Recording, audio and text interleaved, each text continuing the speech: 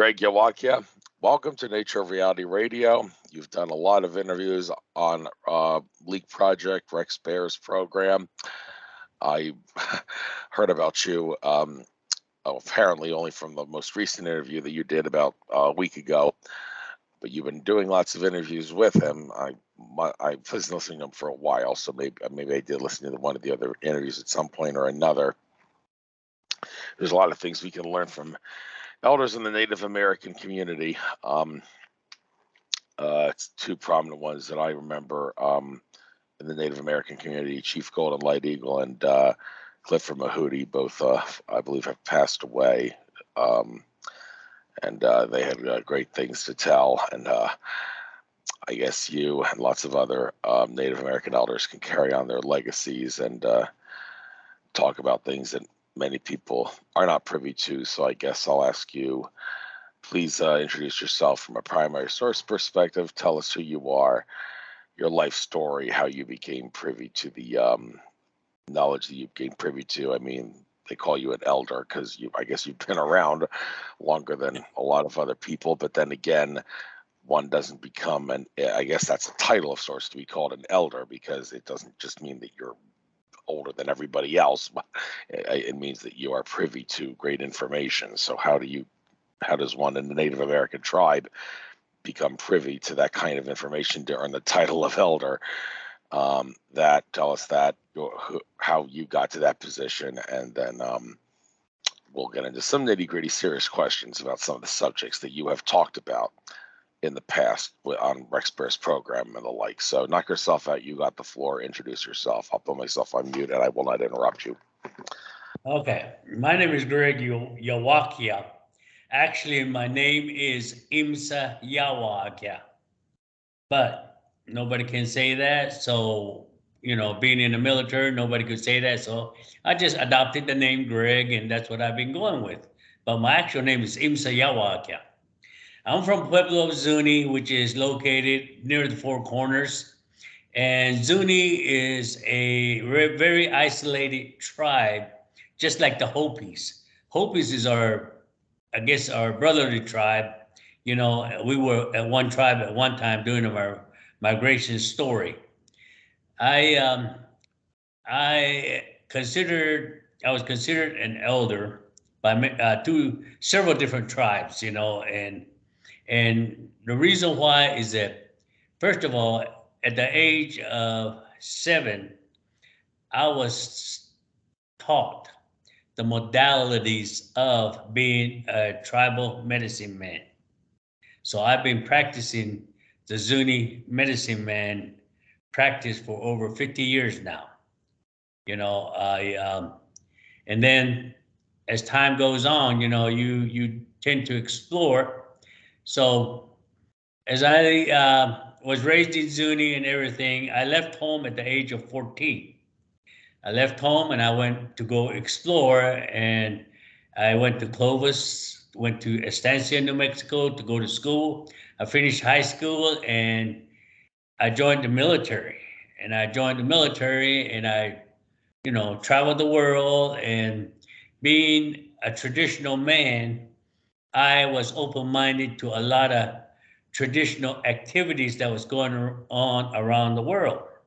Well, one of my awakening was that while in 1984, I was in Egypt. While in Egypt, I had a chance to go visit the pyramids. And when I visited the pyramids, I went in, I guess they trusted me enough to where the caretakers at the pyramids said, come on, something tells me I got to take you in. So they take me inside the pyramid. And when I started seeing all those alchemy symbols inside the pyramid, I could interpret it, because those same symbols are on our hieroglyphs in New Mexico. So I came back home and I started studying more about the alchemy symbology and the power behind it, because as a medicine man, we use a lot of those symbology to raise our vibration, our energy, and even to go a little further back, as I studied more, I learned more about the history, about other cultures that are very pertinent to what our spiritual life is all about. It's just not all about church. And I even went into churches. I went to several different types of churches, and that wasn't it. That was not it, and that wasn't the answer for me. So, being raised in Zuni, I started, opening my mind, and I started studying different various cultures. And by studying various cultures, my mind started wondering a lot about uh, I guess, one of the questions I'm always asked is, as a Native American, you know, you can do psychic surgery. I say, yes. What is the magic of psychic surgery? And I tell them, I said, there is no magic. Every one of us have that gift of magic. And they said, what do you mean there is no magic? I said, I guess I'll just go ahead. I'm not much into talking about myself, so I'm just gonna go ahead and jump in and tell you all about how things started. And again, me being asked about what is that magic? Well, you look at, the native way and the government way. And the government, have sent ethnologists back in the 1800s to the Indian reservations to learn that magic of supernatural things that happen on Native American ceremonies. And like remote viewing, natives do a lot of remote viewing without any problem. Natives do a lot of shape shifting without any problem. Psychic surgery, no problem. And the scientists, the ethnologists, they came out there, they thought they documented everything, and a lot of the documentation, some of them you see, which is like Project Looking Glass, they talked about remote viewing. They know people can remote view, but they cannot teach it. Or, psychic surgeries, the scientists call it FOHAT. FOHAT in scientific term is using the universal energy, bringing it to an earthly matter. And that's supposed to be the magic. Now, to go a little further on back, the emerald tablets that Thoth wrote, the first sentence on the emerald tablets is, that which is above corresponds with that is which below. That is which is below corresponds with that is which above, to bring the miracle of that one thing, which is the magic. So when people see that, they say, well, what does that mean? What I said, that's Foha, basically. So everybody asked me, what is the magic behind it? I said, there is no magic. You are the magic. You are the magician. When you learn how to work with your Holy Trinity. The Holy Trinity is Father, Mother, and you.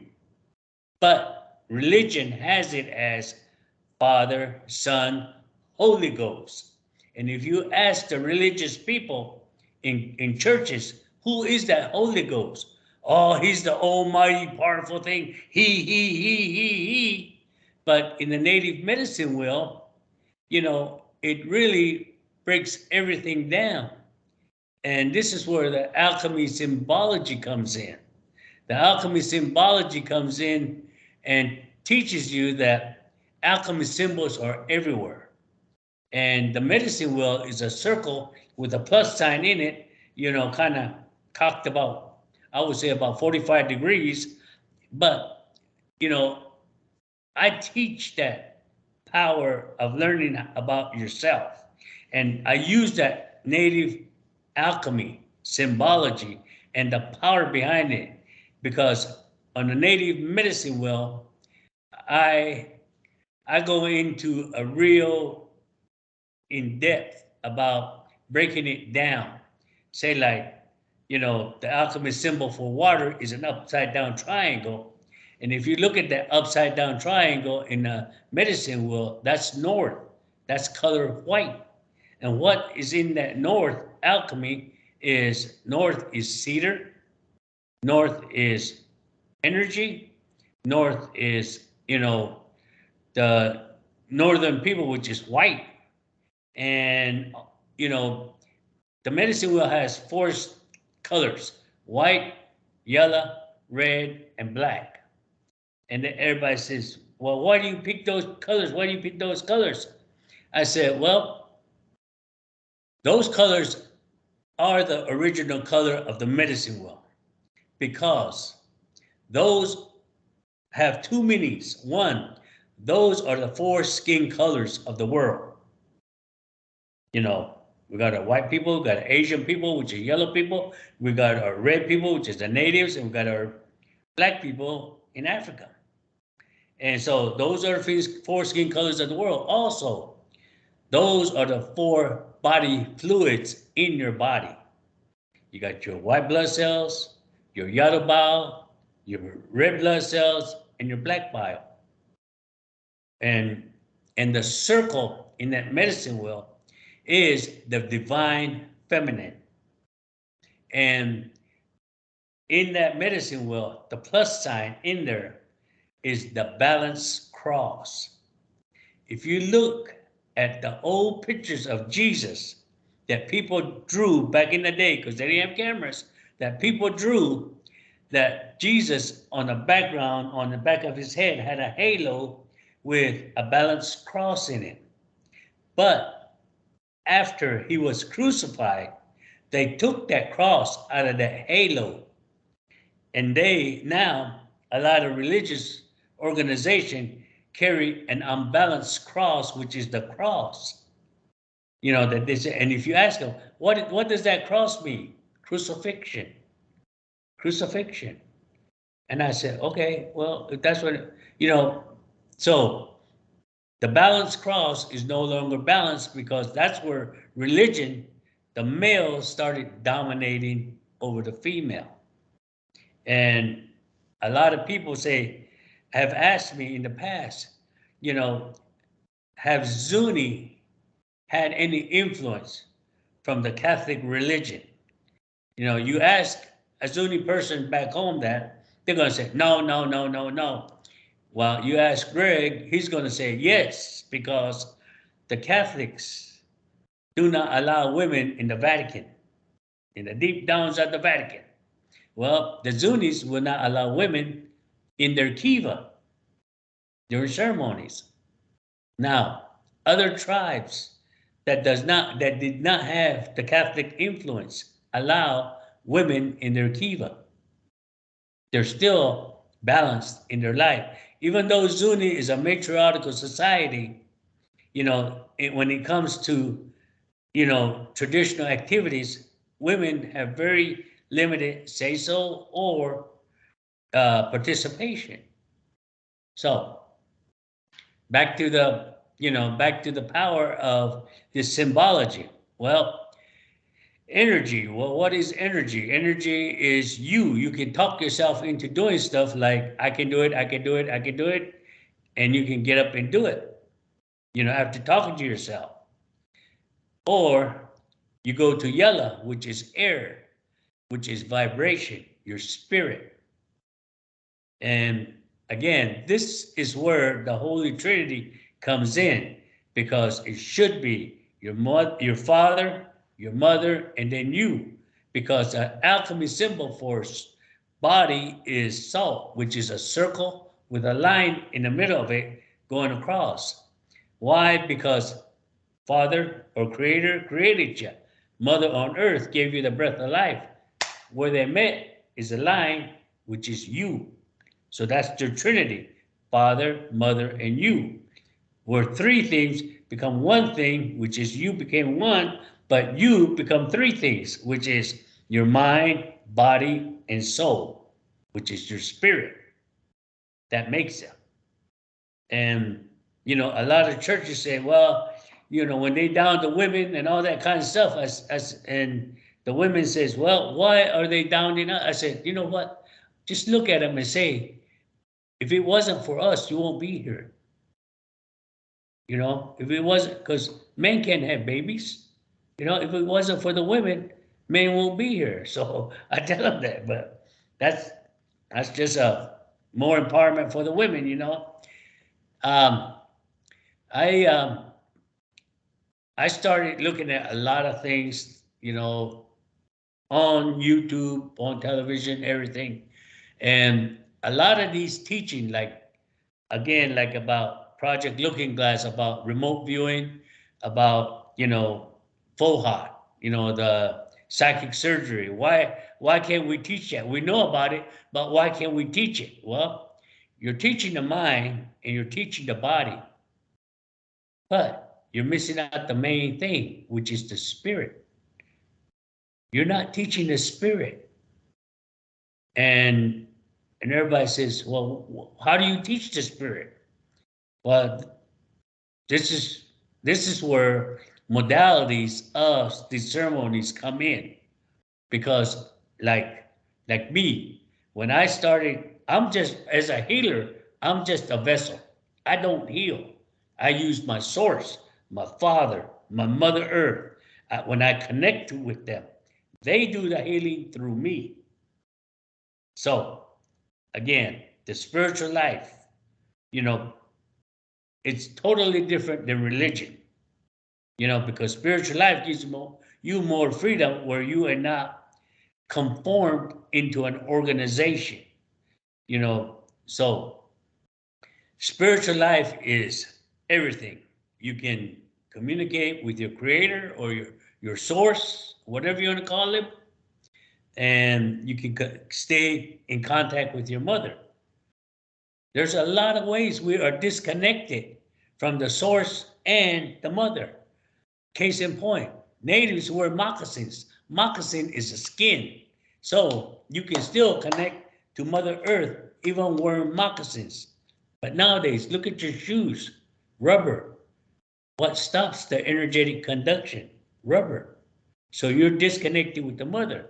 Even women, they get those big high heels on. They are disconnecting from mother. you know. And nowadays, do look at these kids, they're on their little game, they're not looking up. They're not looking up to they're not even taught about the source.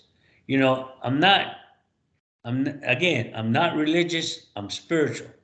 You know, again, your Holy Trinity has to be in line in order to see a lot of things. A lot of these, phenomena that History Channel is trying to record, the phenomena activities, they're trying to record and all that.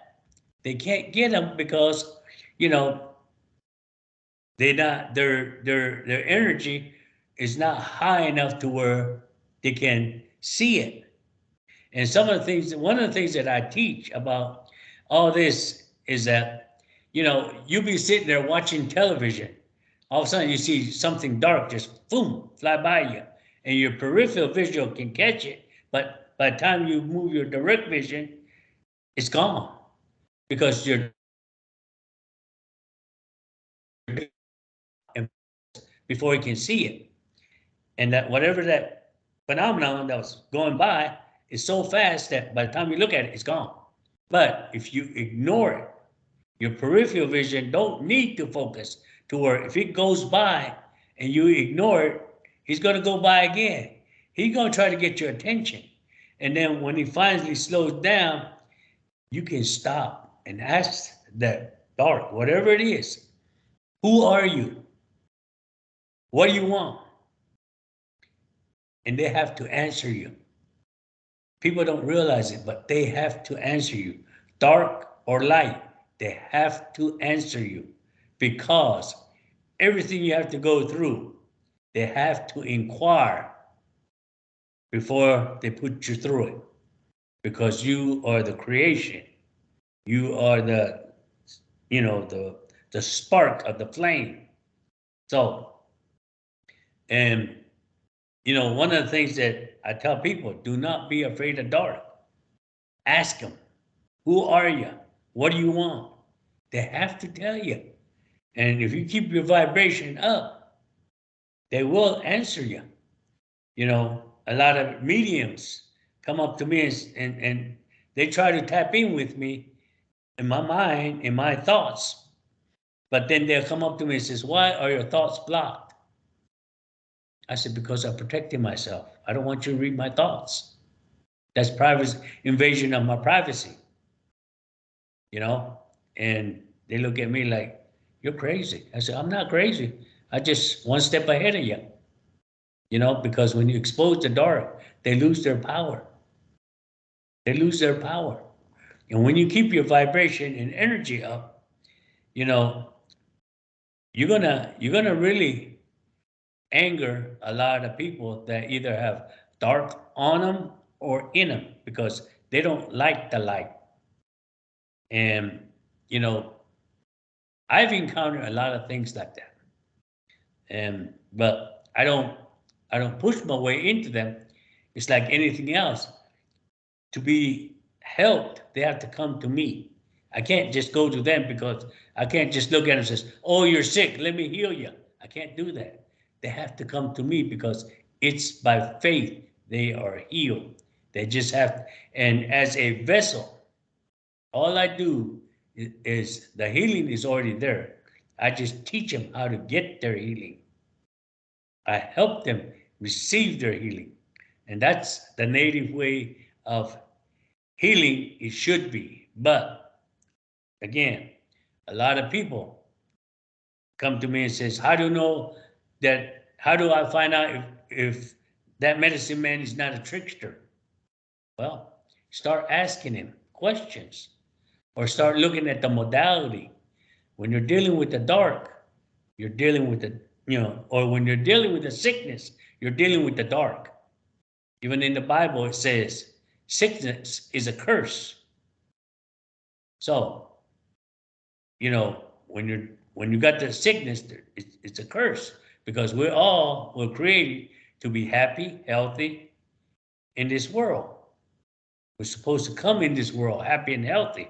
But when you're sick, there's a curse on you for some reason, either to slow you down or throw you off. So I tell people, I said, when you go to seek help from a medicine man, make sure they know the modalities. Make sure they protect themselves. Make sure they protect you, because when the dark is exposed, the dark is transferring. If you're not protected, it's either going to get on you or get in you. So make sure you are protected. Make sure they know how to properly dispose it. Make sure after everything's done, they know how to cleanse it. Cleanse it. Cleanse themselves. Cleanse the object that they use, because it might leave a residue. These things that people don't look at. And you go to any kind of help elsewhere. Look at, they can heal your mind, they can heal your body, but what about your soul? Is anybody into healing souls? Because if you can heal all three, the body can rejuvenate, but as your spirit, can convince the body to rejuvenate and heal itself. And one of the things that I also learned in my early modality of teaching is that you got to allow your spirit to control the body, and not the body control your spirit. And people says, well, how do you find out about that? I say, it's real easy. Go. If you're not a runner, do a 1 mile run. Just do 1 mile run. first quarter of a mile, your body is going to tell your spirit, we can't do it. We can't do it. We're out of shape. We can't do it. We can't do it. But the spirit can say, give it a chance. Let's go. Let's go. Let's go. The second quarter of a mile, your body starts backing off a little bit. Your spirit starts going. And the third and the last part of the mile, your spirit's in control to where I told you we could do it. I told you we could do it. But then the last quarter, your body's going to say, yes, I'm going to do it. I'm going to do it. Let's do another one. Let's do another one. But your spirit's going to say, no, we can't. Because you're not in that good of a shape. You can hurt yourself. So you got to allow your spirit to control your body and not your body control your spirit. If you're going to be in to the higher realm of dimension. One of the experiences that I had that I talked about on League Project was, all this, after 50 years of being into this spiritual realm of healing, being a medicine man in the tribe, I listened to a lot of things, and I tell a lot of people, when it comes to talking about star beings, I said I had a hall pass to go use the bathroom because I didn't really pay attention to that. Even though Zuni has a galaxy fraternity, which is a strong, active community, fraternity society in Zuni, and they have a stargazer that studies the stars.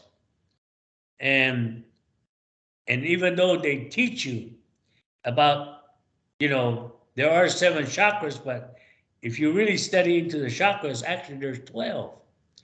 The other chakras above 7 are the planets. Those planets correspond with what's in your body, which is your heart, your lungs, and all this kind of stuff.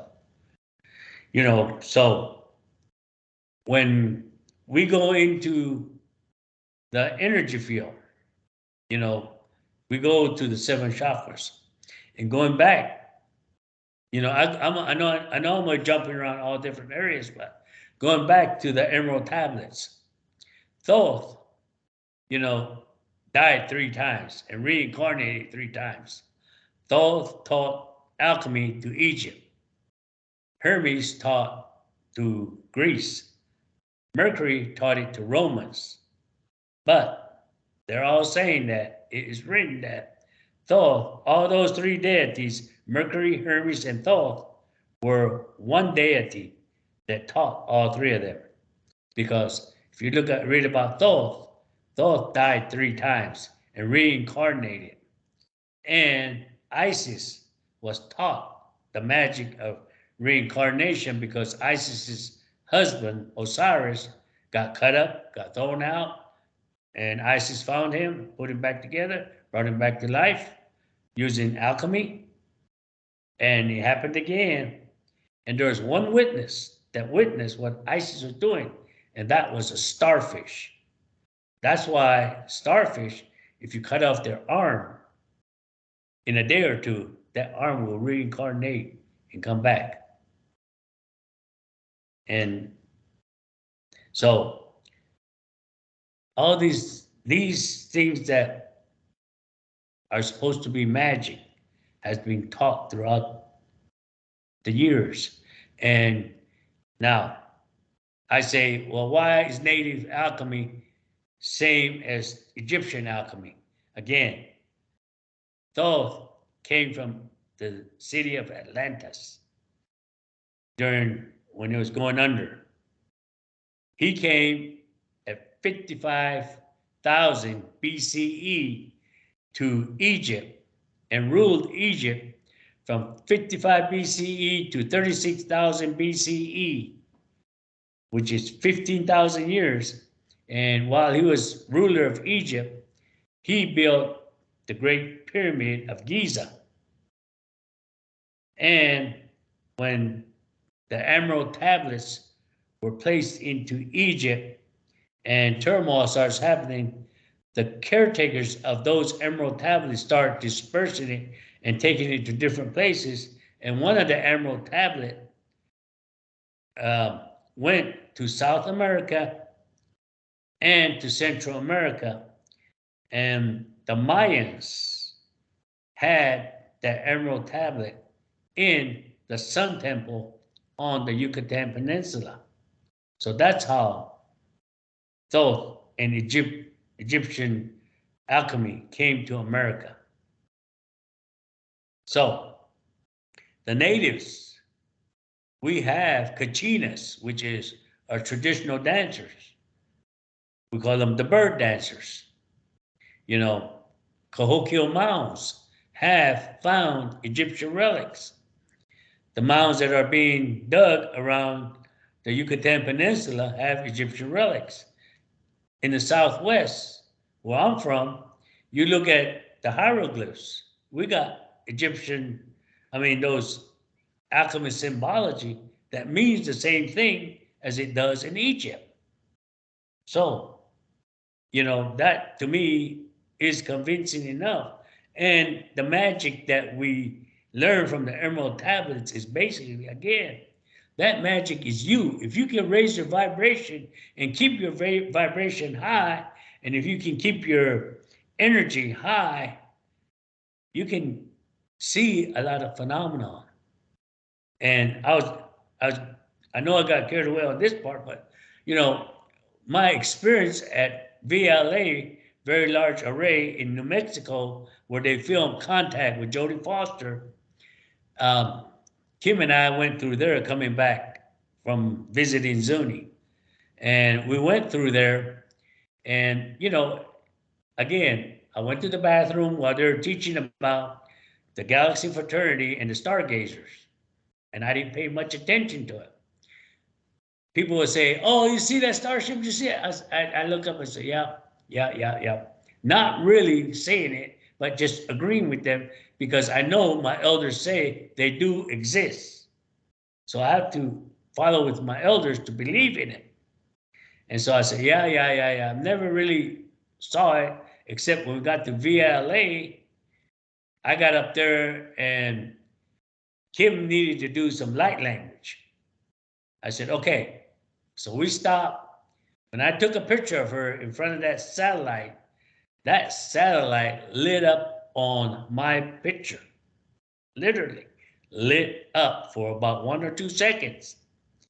And when she started to do her light language, before she could even get started, all 28 those satellites went 180 degrees turned away from us. And these satellites are so big that it takes a locomotive to move them, a train locomotive to move them, and there is a railroad track to every one of those satellites. 28 huge satellites all move 180 degrees. And when she got done, they moved back to the original position. And we got out of there. And as we were getting out of there, I quickly remote viewed to the building that those two guys were in, and they're going crazy. They do have a protocol that they have to follow to move the satellites like that, but nobody, they said they're trying to blame each other as to who pushed the button to move them like that, and they couldn't figure it out. What happened? And they're trying to blame each other, but because they have to answer to somebody as to why those satellites went 180 degrees and then back. And as we were leaving, I looked up to the sky and I saw this, I thought it was a plane, big shiny object, because it was still daylight, right to my right side of me. And I looked at it and I said, "That's very odd. That plane doesn't have a chemtrail or an exhaust line. It's just sitting up there. Look at it." Kim looked at it and said, "Oh yeah, that's not a plane though." And I said, "Yes, it is. I'm gonna take a picture of it." By the time I got my phone to take a picture of it, boom, disappeared, just like that. And I said, and she said, "That was a spaceship." And I thought, talking to myself, I said, "Man, I'm hard headed. You're gonna have to show me some more." So as we were driving down a little further, heading towards Socorro, I looked up in the cloud and I said, there's that spaceship. Looked at another one, there's another one. There's another one. And I took pictures of them, and they literally came out of the cloud and showed me that they are spaceship. And from then on, I'm a believer. I'm a 100% believer that they're out there, you know? And I guess because my vibration was so high that I was up there to where they showed me who they were. And, you know, they're not going to come down to our dimension. We have to go up to their dimension or get up high enough to where we can see them. We can't touch them, we can't talk to them or anything, but we can get high enough to see them. And a lot of these UFO chasers and phenomenon, skinwalker ranch chasers, you know, about skinwalkers on, they're not going to be able to see them because their energy and their dimensions not, or their energy or their vibrations not high enough to catch it. And when they get high enough to catch it, they'll show up. And you better be holding on to your britches when they show up because they'll scare you. I mean, but they're not there to scare you. It's just like, you know, now when I see space beings, you know, they may look like predator, but they're not. They're not. They're just soft, kind-hearted creatures that are here to protect us. That's all. They're guides. You know, it's just like angels. You know, angels are here to guide us. You know, Archangel Michael, you call upon him, he'll come. Archangel Gabriel, Raphael, you call upon, they're going to come. You know, and I know because with my own experience, but I'm not, you know, I'm not here to prove it to anybody what I know, you know, but all I know right now is that, you know, after being a medicine man for over 50 years and experiencing a lot of things, now it's time for me to teach. And I believe that's the reason why, you know, I'm here teaching, because a lot of people wanting to learn, but you know, they don't know how to raise their vibration. They don't know what it takes. And a lot of these new age healers, they scare me, because when I started teaching alchemy about 34 years ago, a lot of Reiki masters used to come to me and ask me, why am I hurt? Why's this going on? Why that going on? And I said, well, what kind of modalities did they teach you about protecting yourself? Well, they didn't. I said, well, how do you dispose the dark when you grab it? How do you know it's a dark? Well, my singing bowls do it. You know, I had a lady come up to me one day and says, you know, I got a question. I said, what? I says, I got a tuning fork. When I felt this guy's energy, it just wasn't right. So they told me to get a tuning fork and do it. So I got a tuning fork, and when I went up the body, that body started twitching and shaking and all that kind of stuff. And I took the tuning fork away, and he stopped. And I did it again, and the body started twitching. All this, what's going on? I said, well, that tuning fork, you know, has a high vibration because of the note and the sound, and it's agitating the dark. Anything frequency over 432 hertz will aggravate the dark. And that's your fourth chakra. And we teach a class called Native Alchemy and Chakras. A lot of people ask us, well, why do you all teach that together? Because it correlates with each other. Like the shamanic directions. There are 7 directions in the shamanic directions. And that is your north, south, east, and west. Plus, up and down is 6 directions. Where is that 7th direction? That 7th direction is you. You, because you can pivot any direction you want. You can walk any direction you want. Don't have to be straight north, straight east, straight south, straight west, you know, or up or down. You can go any direction you want because you are the seventh direction. And in in the medicine wheel, like I said, white, yellow, red, and black, which is, fire, air, earth, water. In your chakras, your root chakra is earth. Why is it earth? Because learn how to ground with Mother Earth. Learn how to connect with Mother Earth because Mother Earth is a big magnetic ball.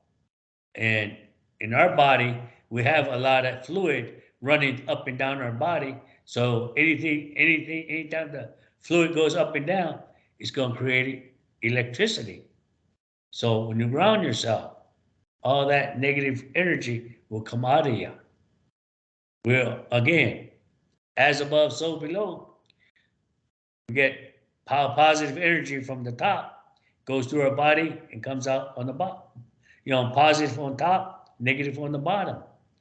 And I tell people, I say, when you ground, if you really want to feel it, stand up, raise your hands up straight up in the air, take 3 deep breaths, but be careful. If you take 2 breaths and your hands are getting tingly and every arm's getting tingly, stop. Don't take the third one. Because if you take a third one, you're going to get lightheaded and fall backwards. And if you do that, you're on your own because I'm not there to help you, And people actually come back and says, I felt that. I felt that energy come through what is that energy? Well, again, the class about this native alchemy and chakra tells you what that energy is and learning how to control it, learning how to use it. Same with the vibration. Vibration is your spirit. Learn how to allow your spirit to control the body the right way. Grounding Mother Earth, grounding the Mother Earth. Learn how to ground yourself. Don't just sit there with your feet on Mother Earth and just close your eyes and take a nap and say you're grounded. No, you got to be able to communicate with Mother, communicate with Him, and then your spirit. How do you know your spirit is strong? Fasting usually allows people to get out of the 3D realm and go into the spiritual realm to where your spirit will start challenging your body. And when your body starts getting challenged by the spirit, it's not going to like it, but when they get along, you'll have a better chance of redirecting yourself. And you'll be, as I say, you'll be a better person, and, I don't tell people how to live their life, but when you start working on your energy, your vibration, grounding, and your spirit, we start working on that, it's a life-changing event because you will start looking at things positively. Attitude of gratitude, talking to nature. What is alive has a spirit. We're all vibration. Everything's a vibration. This table, this computer, this remote that we're doing, virtual remote. A lot of people say, "Can you heal through virtual remote?" Yes. Look how the government found out you can do that to where look at all the crap that we got on the television. What's it doing? It's trying to mess with our mind, our thoughts. And they're trying to work with your water, which is motion. Your emotion, to keep your emotion down to where they got you. Get away from it all. Enjoy nature. Go out, take a walk in nature. Sit there, meditate, talk to Mother. Talk to Mother like she's right beside you, because she is. Talk to your spirit guides, your angels, whatever you believe in. Talk to them. They're there to help you. Talk to you, connect with your creator, your source. If it's the Heavenly Father, talk to him. whatever it is, connect with in your spiritual life and see how people work. But you know, this is where a lot of people would ask me about different phenomena that happens to them. You know, I got one guy says, I don't believe in UFOs or anything like that, but I see orbs. What are those orbs? I said, well, you tell me. What does it mean to you? What is he telling you? What comes to your mind when you're around? They said peace and love. I said, are you mad at the world? Well, I said, okay. Look at it. Listen to him. Listen to your heart. So anyway, this is what we do, and the classes that we teach. If anybody want to find out, I hope you don't mind, but we're at alchemy at kimberlytn.com. That's alchemy at Kimberly, KIMBERLYTNTIEN.com. And we'll give you the information on it. So, it's open. And if you got any questions, I'm here. Yeah, hear myself echo there. All right. Yeah, Kimberly, she reached out to me. I think I'll have her as a guest on the show in the near future as well. Wow, I guess maybe you lost track of the time. You know what? Screw the pay-per-view thing. I'll just make this whole interview free for everybody because we've kind of got to the 50-minute mark, and so yeah. So I guess forget the pay-per-view. Everybody can listen to this whole thing in its entirety, and we got about 8 minutes left or so. So one little interesting thing you have here in the interview you did a year ago. It says Enki and Enlil lived here when they brought the Zuni people over. Well, word on the street is Enlil is locked out of our reality, as are the rest of the malevolent Anunnaki. But Enki has returned to the solar system to do his good deeds and all the rest of it. Can you validate or confirm that Enki has returned and Enlil is gone? Well, Inca and Inyal, in our migration story, we have two war gods. We call them, they didn't name them as Inca and Inyal, but we had two war gods that guided us from the underworld. When we migrated from the underworld, we were down there with the ant people. Before, let me go back a little bit. Before we went with the ant people, we existed on this earth with the dinosaurs and everything. Some of the old pictographs have dinosaurs and people on it. And I know scientists has it as Homo sapiens, Homo erectus, and all that kind of stuff. At that time we were Homo erectus at that time because we're see them with spears and all that, trying to kill a big old mammoth, on pictographs. But esoterically, we had contact with the mantis, the ant people, and when that meteor that hit the Yucatan Peninsula was coming, they gathered the natives that were around into Grand Canyon. And there's a special place in Grand Canyon. It's sealed off right now. Nobody can go in it. Sealed off by the federal government. Why? We don't know yet. But we went into that migration, and there was an early explorer that went in back in 1800s, found that hole and went in, and just could only get to the first floor of that place. And he said that it's a village, and it goes further on down to where 50, 100,000 people could easily live down there. And he came back up and he tried to report to Smithsonian and tried to go back, but he couldn't find it when he went back. Now, our migration story starts out over there. We went into the underworld with the ant people. When that meteor hit the Yucatan Peninsula, we were protected by the ant people to where, everything got destroyed. And as they say in our migration story, when they thought that it was time to come out, they sent out the first batch of people. Well, it wasn't ready yet. There's too much radiation, I guess, whatever, that it killed them.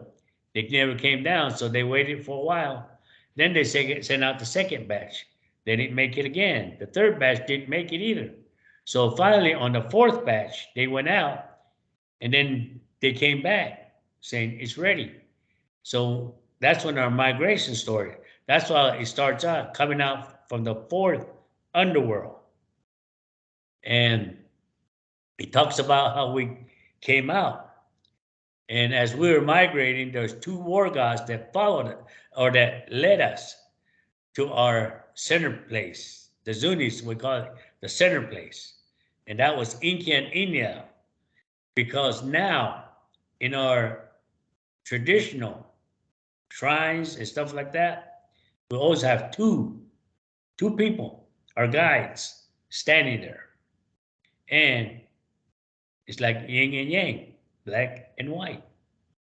And the way I've been hearing the migration story over and over again, it comes to my mind about Inca and India, because the more I read about Inca and India, that's the way our migration story describes them. One was nice and everything like that. The other one did not like women, and the other one did not want to do, kind of like a rebuttal. So those Inca and India have been started with our migration story on up here. And then once we got settled in Zuni area where we are now located, they had to go back to where they started from, and they left, but we still, keep them in our traditional ways. And so, Thanks for getting into that. Interesting thing you pointed out about the humans and dinosaurs living together. One of the many things that mainstream science and mainstream history doesn't acknowledge. Are you also, can't resist but asking you, are you sure that it was a meteor that killed the dinosaurs? Because some alternate sources say that crater in the Yucatan is not a meteor crater, but is actually a crater of an enormous atomic explosion. And you mentioned something about radiation. So maybe, well, you thought it was a meteor hitting the Earth, but it was actually an atomic explosion of some sort in those days. It could have been. Okay. Could have been, because, recently I have been studying or tried to get more information on Mr. Wallace, Paul Wallace, Wallis. He was a Catholic archbishop that went into the Vatican to study original scribes. And the Old Testament talks a lot about the Anunnakis and how smart they were and everything. So it would not surprise me if, they came up with an atomic bomb, whatever. They were so technologically advanced. And that's why, I don't like to, I guess, trying to talk about something that I really haven't got enough knowledge about. But I know in the Bible, Genesis chapter 1, verse 26, it says, let us, and they inquired, let us make an image of ourselves. Okay, we are taught that Adam and Eve was created first in the Garden of Eden, right? Who did they inquire to and who is us, because, and all this. And to go a little further, it said they created Adam and Lilith. And when they tried to put both of them into the Garden of Eden, Lilith did not want to go. So he flew up to the god, which was Amun Ra, and pleaded her case. And her punishment was she would lose 100 kids a day and all that. So when she came back down, she ended up with Set, which is Satan, Lucifer, whatever you want to call him. But Eve was not created until chapter 2 of Genesis. So, Thank you. All right, so we've reached the hour point. Again, lucky you. This interview will be free for everybody. Don't feel bad that you kind of went past the half hour when I was going to do this pay-per-view. You're not the first one who's gone off into a very educational and enlightening diatribe and couldn't stop. So I know what it's like. And being a Zuni elder, I'm sure that you've done that many times. And well, keep doing it. You want to keep your knowledge fresh. So it's great to always regurgitate it often, so it stays with you and it stays with society. And I'm very glad that you were able to get it out on my show now. And your comrade Kimberly, she reached out to me, wanted to actually do this show with both her and you on at the same time, but I think it's better to have one guest on at a time. Yeah. She'll probably be on in the near future, and you got out her website in that email address you gave her. Her website was in there, so people, and I'll make sure I post a link to it. Now the class, the class is still open. So anybody that wants to take the class now, it's $297. Why that price, we don't know, but it's a lot of information. It goes in depth about what I had just talked about. It's in modules too. So whoever takes it is going to be in modules. The modules are lifetime. We're not going to, once you purchase it, we're not going to say, okay, it's over, close it. No. And then we're spinning off of that class. And our next part is going to be about,